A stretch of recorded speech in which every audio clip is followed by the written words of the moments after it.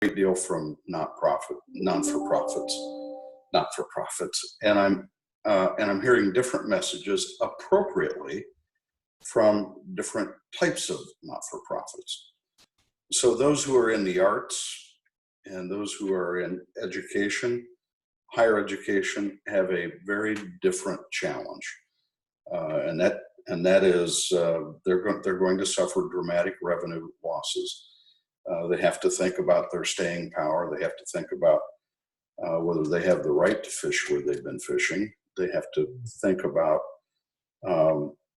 how they endure. With regard to human services, as distinct from health services, human services, those who are tending to the basic needs of our neighbors, I'm hearing unbelievable stories, remarkable ingenuity and talent and compassion, unfortunately coupled sometimes with a bit of dangerous naivete. And everybody should give me more just because my people need more. It's a very dangerous approach to responding to a crisis. And in every case, what we're finding helpful is we're finding it helpful to challenge leadership, both operating leadership and those who govern those organizations, and doing a deeper dive about, well, what is your plan? And we tend, as a philanthropist, we tend not to respond unless there is a plan that has been clearly articulated and reduced to writing. Here's what we're trying to do. Here's what it's going to cost. Here's the expected outcome. And here's what we can do internally to fund it. And therefore that defines the need for additional funding on the margin. So when we take organizations through that analysis, frankly, some fall out pretty quickly, and others really shine. And I will tell you the model for this I have found is Shepherd Community Center. And I say that openly acknowledging I've been involved there for a long time, but that's a leadership team that said, okay, got a problem. We know what happened to us the last crisis. So they've had continuity in leadership for quite some time. We know what happened in the past. We know why we have unique needs. And that has to do with the demographics of their neighborhood. These are largely non-English speaking, maybe not all completely documented neighbors who are in survival mode. They won't get the government stimulus check. They won't get extended workers' compensation benefits. They lack access to resources to assure their basic survival needs. And so a deliberate plan was made to respond to food, distance learning, shelter, medical service, and social isolation. And a very deliberate plan was created to respond to each of those needs with a specific amount of funding required. That type of a response tends to get, in fact, I've watched it with my own eyes. It attracts increased gifts from existing donors and attracts new donors. I have another organization that I prefer not to call out by name, but it is just the passionate plea. Don't you get it? We need more money. You've got it. We need it. Why don't you give it? Well, that type of thinking usually rings empty on a philanthropist. Because yes, I have some money, and we delight in investing our money where it can change things for the better. And we will, by the way, we'll give away a lot more money this year than we did last year, and probably more than we will next year, because we will invest where we think our investment can have the highest impact. Mike, can I ask, what do you say to the organizations who make the broad emergency assumption of the stock market has done this and Mike's broke and then he's rich again and then he's broke and then he's, I mean, you know, the reaction people have when they see that irregularity in the stock market. What do you, I mean, charities over exaggerate in my estimation that, but you look, you tell me if I'm fair. Well, and wonderful question. And it deserves to be thought of in the same context as those organizations who only will call on people from whom they have received gifts in the past. So they take their major donors and ask them to dig deeper. You have it. I've seen that you have it. You've demonstrated that you have it. You've given it to me in the past. Now I need you to do that and then some. And my reaction there is always try to be compassionate, try to be nurturing. But I said, wait a minute. What you don't understand is, yes, I have the wealth to make these gifts, and I intend to make these gifts. But you have new company. You have new company in the crowd that is seeking support. And just because I have given you substantial funds in the past, you should not assume that you are my highest priority. I have to think through my priorities.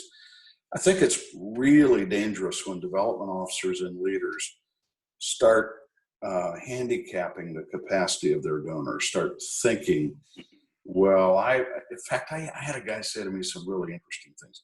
I know he could pay more. He and his family were on a vacation. For goodness sakes, they could have diverted that money here. Well, that's a moral judgment that nobody's entitled to make. Right. And for someone to presume that since they've seen evidence of disposable wealth, that wealth belongs to them, that is a very serious miscalculation in my opinion. Yeah. Yep. Yeah. And the business, by the way, of stock market up, stock market down, that needs to be thought of more strategically as well. Many philanthropists contribute wealth that is, quote, on their balance sheet, that has been accumulated in their wealth. It's tucked away in their savings. Other philanthropists share their current income stream. And a development officer shouldn't try to calculate which of those two sources of wealth has become of lesser capacity to the donor. And just make a considered judgment about what is reasonable. So if I'm trying to raise $500,000, I'm a Cub fan. There was a Cub outfielder named Dave Kingman many years ago. When Dave Kingman went to the plate, there were only two outcomes. He either hit a home run or struck out. And it troubles me when development officers act like Dave Kingman. I'm going to swing for the fence. I think he's got $500,000. If I ask him on the right day and the right circumstances, I tug on the right heartstring, surely he'll give it all to me. Well, yeah, that's a dangerous method. Mike, you being a Cubs fan demonstrates your eternal optimism of everything. By the way, former coach Jim Fry passed away. I don't know if you saw that. Yeah, I saw that. I did see that. And I just want to tell you that I'm saying that on behalf of an East Side Cleveland guy who's an Indians fan. I share in your struggles with your baseball team. You had mentioned earlier when you are approached, some of the things you look for, and you said, look, it's in our community, Mike, you and Sue are exceptionally generous, and to your point, people come to you guys and for the reasons you just outlined, by the way. But what's your barometer? How do you look at it and go? Because I get the sense you'd help everybody you could possibly help, but there's a limit to what actually can have impact and what you can do. So yeah, I got scolded about that earlier this morning. When I went, you're the only guy that hasn't had a haircut in a month that sent your barber 5 prepaid haircut fees. Yeah, right. My barber's there when I need her. Yeah, right. Yeah, well, I'm in the same boat, but he's sort of not exactly. But anyway, go ahead, Mike. So what do I look for? I think my screening mechanism changes a little bit, but I look for a strategy that can be described as, we're going to go deeper in our service in a space where we have demonstrated competence, as opposed to we're going to solve everything that is associated with the need of our people. So if it's a hunger relief strategy and the request comes from someone who knows how to source food and distribute food, I'm all in. Hunger is a miserable thing, and we have people who are hungry. But if that hunger relief mission says, and while we're there, we're going to check on their meds and we're going to check on their housing, and I'll need 2 more people to do that, that's an X. I look for people who are going to stay laser focused on the services that they have been doing and will do them at higher impact and with a deeper dive. So creating new services is almost a disqualifier for me. I would rather them say, we're going to couple our efforts with an agency across the way who we know is expert at delivering medical support services remotely.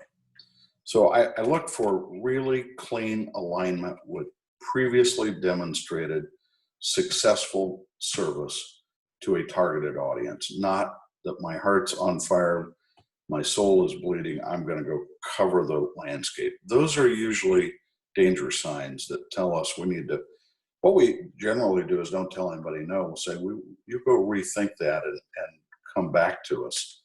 But for now, we can't invest because it's not clear to us why you think you will be effective there. And frankly, we've done a lot of that. The other thing we try to smell out, and this is hard, try to smell out the genuine, legitimate ask as opposed to the branded general ask. Well, of course I need your support. We've been in this city for 30 years. This is who we are. I'm not very interested in who we are. I'm pretty interested in what we do. And we've had a couple of really nicely branded, wonderful organizations who will say, well, we need this because we won't be able to do everything we've been doing. Well, that's usually a red light for me too. Right. You shouldn't have been doing some of those things to begin with. Yeah. One of the first questions I ask is, what are you not going to do? Right. Because you can redirect your resources to have a higher impact. So I think those are the two most prominent elements of a conversation we have. Ironically, I received an email solicitation to illustrate your point from a university. It was not my own alma mater, by the way. I do have some connection to this university. And it was a branded email around help our students, COVID-19. And when you clicked on it and you scrolled through all the options of giving, the assisting students COVID-19 was at the bottom of this enormous list of other university needs. And I think that illustrates your point, that isn't a very strategic. Now they may say, well, look, that went out to everybody. That didn't go out to Mike and Sue Smith, but nonetheless, that mentality is shared by many organizations, right? The sort of, let's just go for what we can get because we are who we are. Yeah, there's another lens that we try to look through, and it's not easy and it's not always clear. But we try to calculate in our own, prioritize and calculate the impact of the investment. So which population will these funds support service for? And let's be very, very clear. We have this unusual circumstance with federal and state money moving its way to bridge gaps and support Americans. And I'm grateful for that. It's an unbelievable undertaking. It won't close the loop in every case completely, but it will provide appropriate relief. So if we have an impoverished family who filed a tax return and there is a clear line of sight for them to recover $1,200 if they make under $75,000 a year, that will influence my judgment about an agency who is serving principally that population, as opposed to the agency that is serving someone who clearly would not have filed a tax return, will not have access to those funds, and will have those same basic human needs. So we think carefully about that. We tend to think somewhat indiscriminately, though, about age. So we care deeply about older folks who are isolated and who are vulnerable. As we do, there's a very compelling ask online today.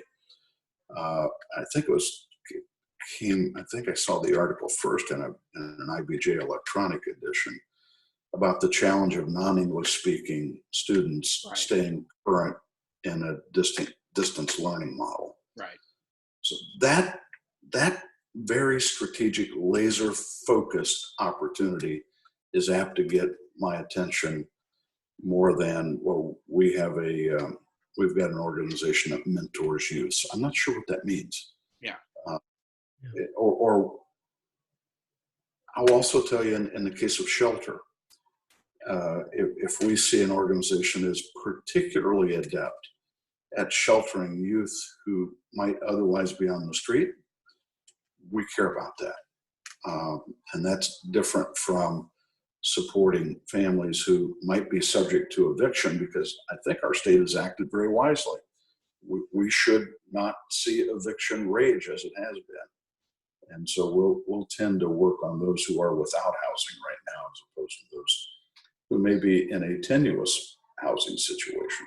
That's a little more granular. Yeah, well, so you have served on more nonprofit boards than you probably could count, or maybe care to count. And I know that isn't to say you aren't proud of every one of those instances, but right now, nonprofit governance is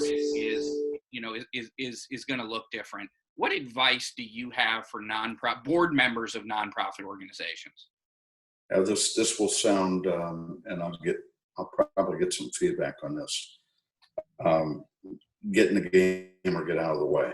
If you have taken the oath to serve in a governance body of an enterprise, for profit or not for profit, while you're under that oath, engage thoughtfully and listen carefully and hold yourself accountable, as well as the operating management accountable. We like in any community, we have wonderfully successful not-for-profits where we have nearly celebrity level leadership. That is, who could possibly challenge him? He's been doing this for 30 years. He knows it better than anybody. My view is that's the guy you need to be asking the most questions of. Make sure you challenge, as a director, make sure that you constructively challenge the thinking of your leadership, who often will drive right past a critical decision. And by the way, it's so interesting to me. Some of the not-for-profits make early assertions, well, we're going to cut our staff in half, or we're going to cut our staff's pay. And I love the debate and discussion about that. Why would you cut someone's salary in half? Is that a sacrificial gift that you're asking them to make? In fact, you're making it for them. So what good do you expect to come from that? Do you expect to inspire them?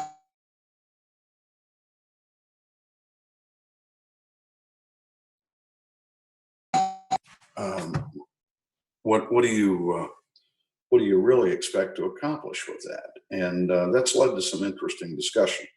On the other hand,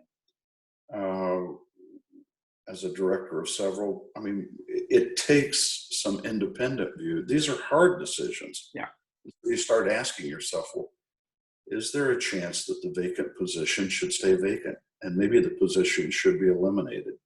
So why would you continue to try to hire in a spot that's been open? Because obviously you've been able to function with that open.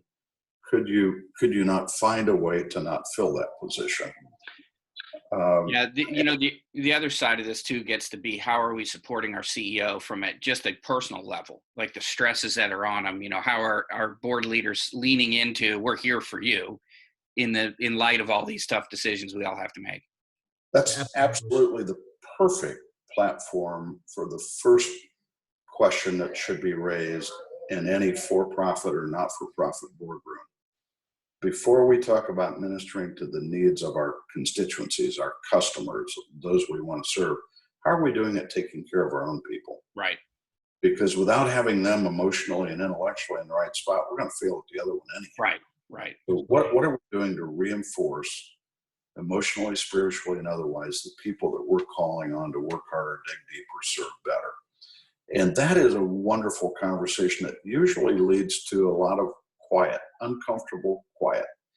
So, which I find very interesting. if we can make ourselves uncomfortable by diligently thinking through these things, we're governing at a higher level. I'm on a board locally, and I'm, oddly enough, Mike, the chair of the development committee. Imagine that. And I have had phone calls with our CEO, and I'd say a third of the call is serving to have just a conversation with this individual about how they're doing, what are they seeing, what resources do they need personally, because to your point, they're the leader, and if they're not supported, it just makes everything that much more difficult, operationally, right? It's absolutely the right point of inflection by a board member. What we don't often think of is that these circumstances often intellectually and emotionally paralyze each other. Yes. It's not that there isn't the right intent or the will to do the right thing. It's that we become emotionally and intellectually paralyzed by the circumstance. And so we tend not to make creative, thoughtful decisions.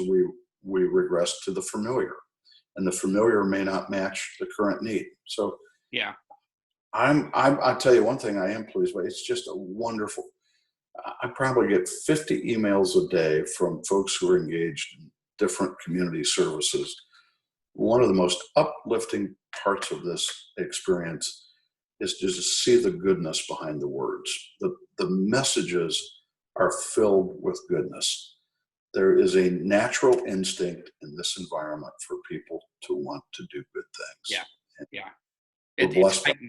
It's heightened at a time like this, where it's for sure. What's your bold prediction, Mike? What do you think? I put every interviewee on the spot with even researchers I've talked to, the Melissa Browns, and now what is your, where do you think this will? I'm very excited about what the world looks like on the other side of this. And I think we won't see that at once. I loved I forget who it was on national TV said, nobody's going to flip the switch. We're not turning things back on. But I think what will come out of this are deeper, more valuable relationships among the community serving organizations, deeper respect for each other's missions, more thoughtful approach to planning and executing by not-for-profits. I think we're going to have a more enlightened, better educated, better informed community about where our needs really are. Pretty soon, I think some of the national television shows are like the droning of Jaws. Pretty soon you just can't hear that sound anymore, and you reflect more deeply on, wow, what will this look like on the other side? I think we're going to see technology play a larger role in philanthropy. Witness this meeting. Right. I'm a Zoomie now, man. I'm a Zoom master. But we're going to have fewer convenings of 10, 12, 20 people at a time. There's going to be more efficient communication. I think you will see higher levels of precision in planning and executing our community service. I think you will find higher levels of generosity on the backside of this. It'll frustrate a lot of us. Well, where is it when I need it? Well, it's still processing. And that's the other side. The wonderful thing about human beings in emergencies is we feel like we've got to throw the knockout punch in the first round. A wonderful philanthropist in our city who I know and care deeply about basically established the practice. I'm not doing anything until May 1. I want to see how people behave in this first wave of this crisis, and then I'll make my decision later. We have chosen not to do that. We're jumping in places where we know we can make a difference. But I think we'll see a more efficient, a more focused, a more deliberate community at large, and a more effective not-for-profit community. I frankly think some agencies will be gone, and some should be gone, where they are redundant in their mission and in their efforts. And maybe that is the toughest question of all. Who decided you've got the right to survive? Yeah. Well, how did how do we decide who should survive and who shouldn't in this changing environment? Yeah. And I think the nonprofit community has some expansion and contraction that always goes on, right? I mean, and the contraction hasn't really taken hold, and maybe this experience will create some of that. I don't know either, but that's something I've wondered for years, Mike, years. Really recognizable, laudable efforts will be identified in this crisis. You know, we one of our standards, it's an old standard. We like to invest in places where there is traction, where there is measurable, noticeable, investable cases. Who's getting something done? Not who's talking about it. Who's actually getting something done and moving the needle? Those organizations will prosper on the other side of this. Yeah. They will be, and I think that's a fair question for everybody to ask on the backside of this. So exactly what did you get done during the crisis? What were you able to accomplish? Seems to me that's a fair question. Yeah. Yeah. Mike, I know you have 87 Zoom calls today, 14 conference calls, and maybe you can squeeze lunch in. I'm not sure, but Eric and I were so grateful for you taking out time this morning. We really, really, really appreciate it. Happy to visit with you. Good luck to you and Eric. Always good to chat with you. I hope things are well. Keep stroking, brothers. Yeah, you got it. Look forward to catching up soon. Thank you. Have a great day. Yep. Take care. Yep.